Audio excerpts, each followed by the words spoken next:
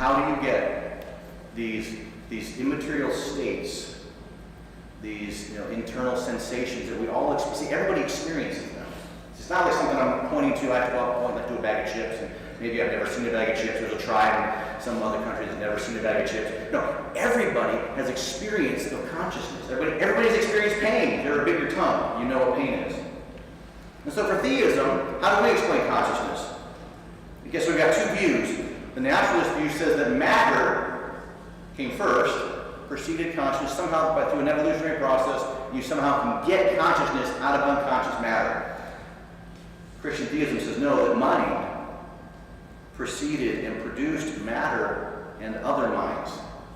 The divine mind, called God, is an immaterial mind, produces the material world and the nature of consciousness. So consciousness as a fundamental experience fits better within a theistic framework than it does a materialistic or naturalistic framework. Again, so we see the irony. I want to do a quick one on moral values and obligations. I want to spend more time on this in week 3. But basically the idea here is that if objective moral facts exist, what we call moral realism, it's a nice little phrase that Tyrell could tell us, hey, it probably means that moral values are real. It does, Tyrell, it does. Moral realism. Objective moral values exist. They are discovered, not created. I'm not creating my own morality. And so two philosophers, Francis Beckwith and Greg Koukl, wrote a wonderful book. This is my third one. Didn't forget this. Relativism. Feet firmly planted in midair. Great title. Feet firmly planted in midair. Relativism. They argue this, that moral facts have at least 4 things to them. They are not physical in nature, right? Again, we're not going to go find a moral fact. You hear moral fact? They don't have physical properties. Number 2, moral facts are a kind of communication, a proposition which is a command, such as do this or don't do this. And a command only makes sense when 2 minds are involved in an argument. Moral facts, thirdly, have a force of feeling and oughtness. It's like, I ought to do that. You ever feel the force of that? I ought to get up, but I'm not going to. But I feel guilty. Fourth, moral facts can be violated, and this produces a certain kind of discomfort, a sense of guilt. And they ask, how do we explain these 4 facts? If that's what objective morality consists of, I think we can make a case for that. We'll talk more about that in week 3. How do they explain? Well, it's either an illusion. All that stuff is just an illusion going on in our head. It's an accident. It's just, that's the way life is. Or it's a product of intelligence. And they're going to argue it makes more sense. Matter of fact, atheists recognize this problem. Some atheists do. We'll look at week 3. What about those atheists that don't? But right now, Jean-Paul Sartre, he argues, the existentialist, on the contrary, finds it extremely embarrassing that God does not exist. For there disappears with him all possibility of finding values in an intelligible heaven. He's an atheist. He says, without God, you lose the basis of intelligible values. Friedrich Nietzsche, there are altogether no moral facts, he said. Indeed, morality has truth only if God is the truth. It stands or falls with faith in God. If you don't have God, and again, Nietzsche's an atheist. He doesn't believe it. This isn't a Christian philosophy. He's basically a guy who said God is dead. He says, without God, we lose the basis of moral value. There's some other quotes I'll leave that for you to look at. This leads Christian philosopher Mitch Stokes to conclude, if naturalism is true, then there's no morality apart from what humans value, want, or prefer. Morality is purely a matter of taste, like whether you like vanilla or chocolate ice cream. In short, naturalism implies moral nihilism, not realism, the view that there are no human-independent moral rules. Which means that idea I mentioned before, that torturing babies for fun is just, that's your opinion. Maybe it's a collective opinion.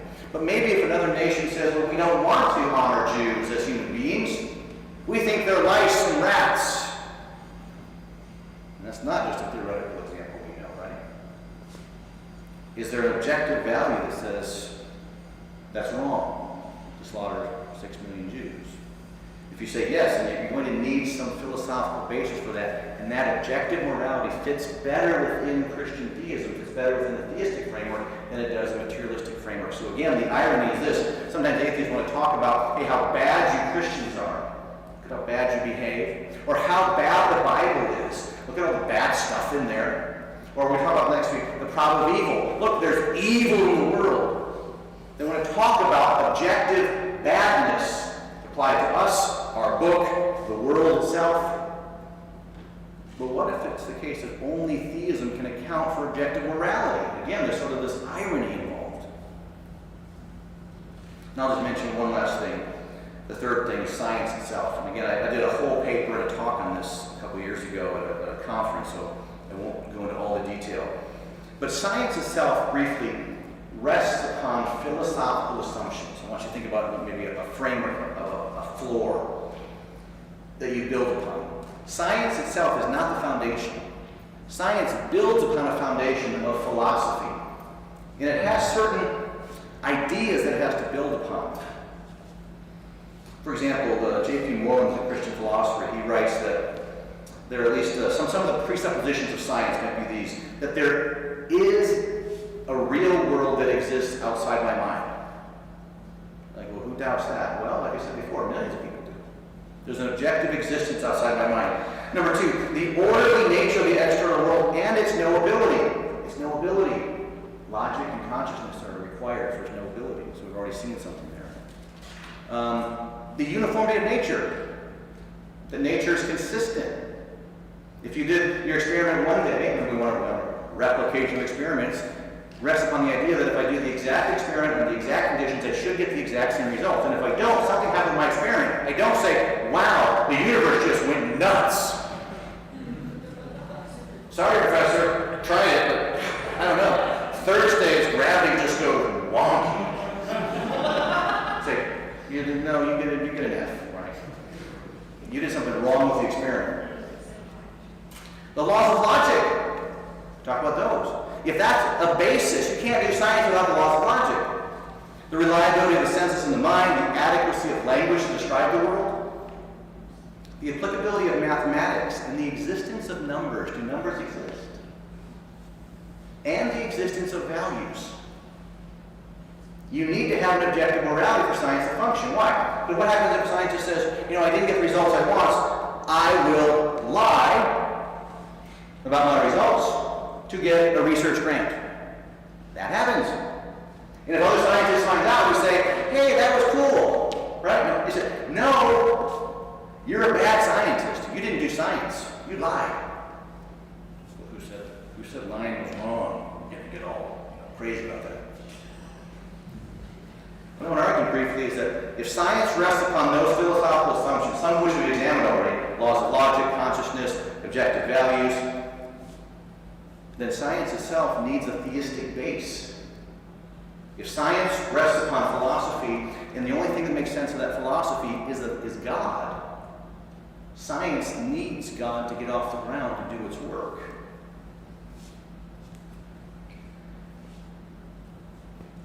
I got some quotation, I won't read these, but so my conclusions tonight. And again, the issue here, as I mentioned before, is that people, the irony that we find is that you Christians are anti-science, and I'm making the case, and I did this in a paper if you want, it's on my blog as well.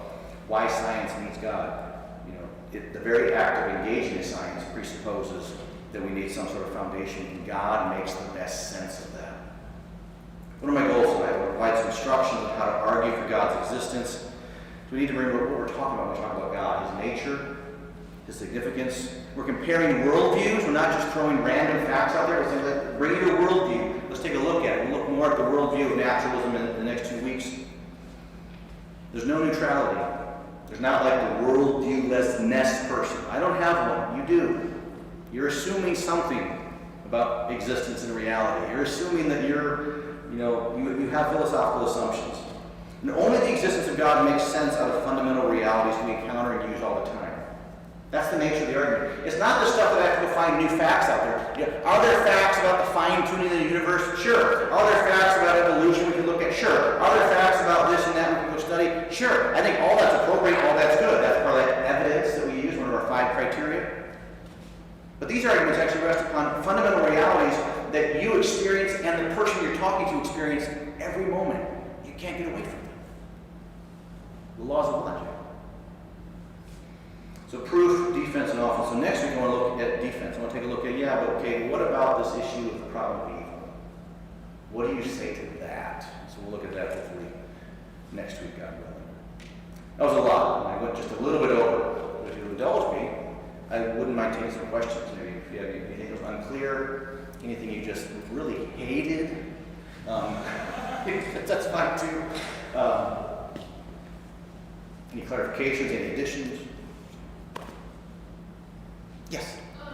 One of the things you're talking to in the naturalist says that consciousness is a product of the chemicals in your brain or the nerves or whatever creating that. Because they can argue that matter does bring consciousness to a certain pattern of all. Right, and that is what they're led to. There's certain beliefs that happen here.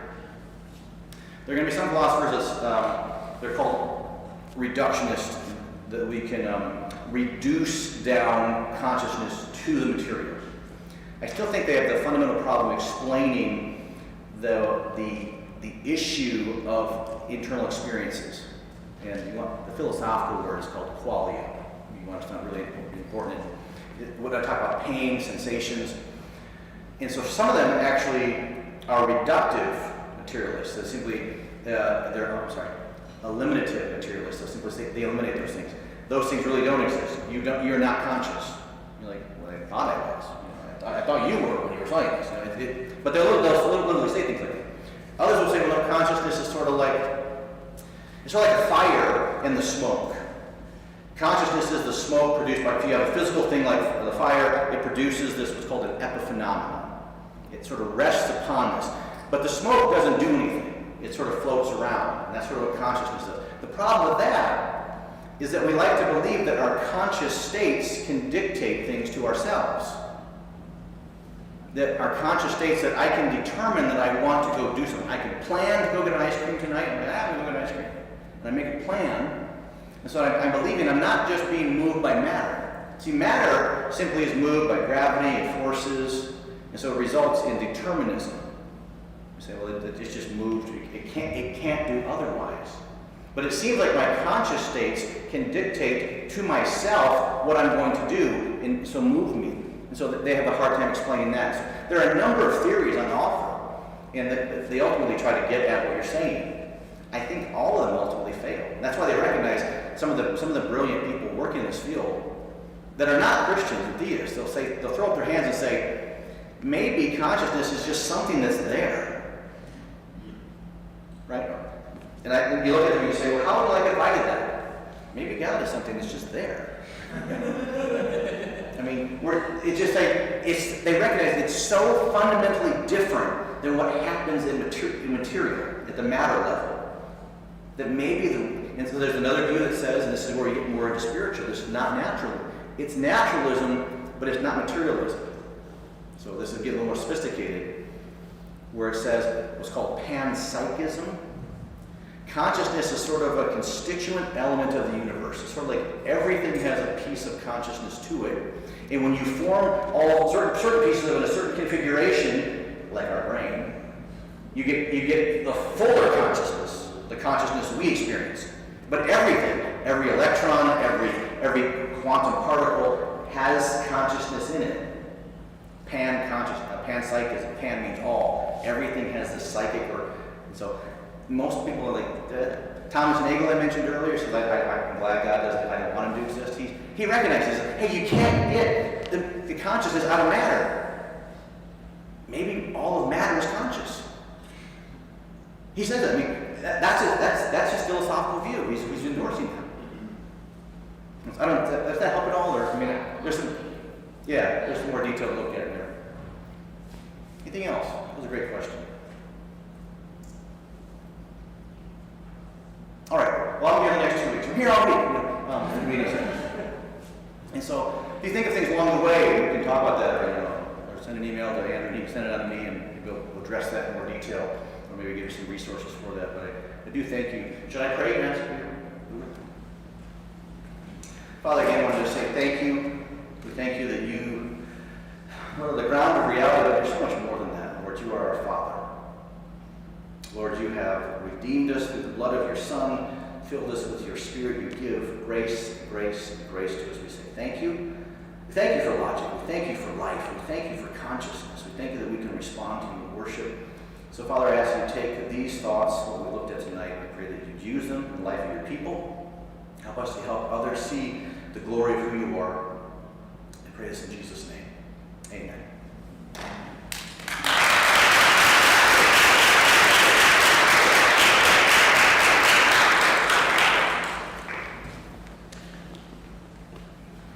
I don't have anything else for you guys. It's Easter weekend this weekend. Probably most of you guys are aware of that. So if you don't have anywhere to go, Easter morning, you are welcome to come here, or there's a lot of other places of worship represented here. I'm sure anybody would be welcome, would be happy to invite you and welcome you with them. We also have a small service project coming up next week on Tuesday night on the 6th at 6. The 6th at 6 should make it super easy to remember. There's a pregnancy center just down the road here called Choice Pregnancy Center. And they do baby bottle drives. So they give out baby bottles to different community organizations, and then they have people donate, and then they fill up the baby bottles and turn them back in, and that's one of the ways they get funding to help take care of people who are in crisis. It's a super cool organization, but what they need help with is all the little baby bottles that they give out for people to donate in. They take actual baby bottles and like strip them down and clean them up and stuff. They need people to come in and do that. So April 6th, 6 p.m., we need just 5 to 10 people to meet up and clean off those baby bottles, the goo be gone, all that stuff on it, so that we can give those back to them and they can distribute those for donations. Cool? So if you're interested in helping me out with that, talk to Tyrell or myself. We can get you in contact with, or we can get you on the short list and get you the information and stuff. Cool? Awesome. Question? How long is the shift? How long? Yes. Yes. Probably about 6 to 8. Probably about 2 hours. Unless lots of people show up, and then it'll be short. Cool? All right, like Richard said, we're going to have him in for the next 2 weeks. It is not going to be here, though, so that's significant. Next week, we're just going to be down the street 2 miles at 51st and Cactus with our friends at Apollo Baptist Church. They're the sponsor church for ASU West's Christian Challenge. So we're going to head on over there and hear from Richard there. And then we're going to go down south with our South Mountain people down to Levine Church. And we're going to... Yeah, they make the trek up here to us every week pretty much. And so we're going to make the trek down once, pay our dues, come down and hang out with them. 2 weeks from now, we'll have a carpool leaving here right around 6 o'clock, maybe 6:15ish. So that'll be 2 weeks from today, okay? Any questions, comments, sarcastic remarks? Sarcastic remark? Let's hear it. If you said you want a carpool down there, we are planning on using the vans for that. So please get with me and let me know if you want to ride in the vans with me. Yeah. If we have over 20 people, then we need to find more things to drive people in, because those only hold 20-ish people. So if you're planning on joining in on the carpool, give us a heads up. That way we have a rough estimate. All right. Thank you, guys. Have a good night.